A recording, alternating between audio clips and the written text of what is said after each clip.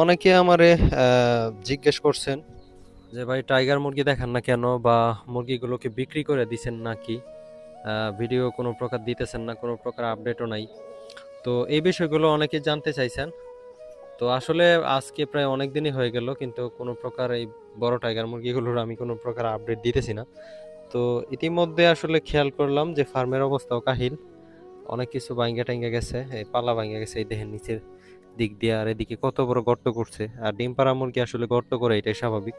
যদিও ডিম পাড়ার জন্য আমি এখানে একটা জায়গা তৈরি করে দিছি।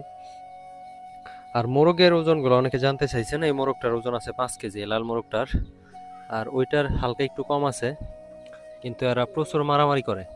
আর এখন একটা জিনিস আমি লক্ষ্য করতেছি, সেটা হচ্ছে দেখেন, মানে মাথার মধ্যে কিন্তু পালক কম, এদের শরীরে পালক অনেকটা কমে গেছে, যেহেতু বয়স মোটামুটি হয়েছে ভালোই। বয়সের তুলনায় শরীরে পালক কমবে, এটাই